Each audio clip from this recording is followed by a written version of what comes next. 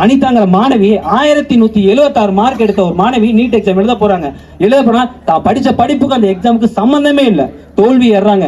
எப்படிங்க 12வதுல ஆக சிறந்த ஒரு படிச்சு நல்ல மதிப்பெடுத்து துணிச்சல் எடுத்த மாணவி ஒரு நீட்டுங்கிற ஒரு தேர்வு மூலமா இறக்குறாங்க. நம்ம இழந்துட்டோம். அந்த மாணவி மருத்துவ படிக்கிற வந்து காரணத்தை கேட்டோம்னா நமக்கு அழுக வரும்.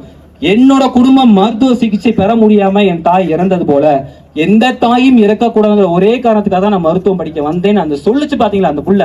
அப்பவே அந்த புள்ள ஜெயிச்சிருச்சுங்க. ஆனா அந்த புள்ளைய நீட்டுங்கிற ஒரு எக்ஸாம் தோக்கடிச்சு இப்ப அந்த புள்ள நம்ம கூடவே இல்லை. ஆனா அந்த அனிதாங்கிற நம் சகோதரி பற்ற வைத்த தீ ஒவ்வொருடைய இளைஞரோட மனதிலும் இருக்கு. தயவு செய்து இந்த போராட்டத்தோட நோக்கத்தையும் இந்த போராட்டத்தோட சிந்தனையும் ஆக்கப்பூர்வமான அறிவையும் தயவு செஞ்சு செதற விட்டுறாதீங்க, நீச்சு போக செஞ்சிடாதீங்க. ஒருத்தர் உட்கார்ந்தாலும் சரி, 10 பேர் உட்கார்ந்தாலும் சரி, 100 பேர் உட்கார்ந்தாலும் சரி, ஒருத்தர் உட்கார்ந்தாது உறுதியா உட்காருங்க. கண்டிப்பா இந்த குரல் இந்த தெருவுல கேட்கும், நாளைக்கு அந்த வீதியில கேட்கும், அடுத்த அந்த மாவட்டத்துல கேட்கும், அடுத்த மாநிலத்தையும் கேட்கும். அப்ப அது வரைக்கும் நம்ம போராட்டத்தை விடக்கூடாது. தமிழ்நாடு போராட்டத்திற்கு தலை சிறந்த நாடா இருந்திருக்கு. அண்ணா காலத்துல இருந்து இருந்திருக்கு, மொழி போராட்டத்துல இருந்து, ஜல்லிக்கட்டு போராட்டத்துல இருந்து இருந்திருக்கு.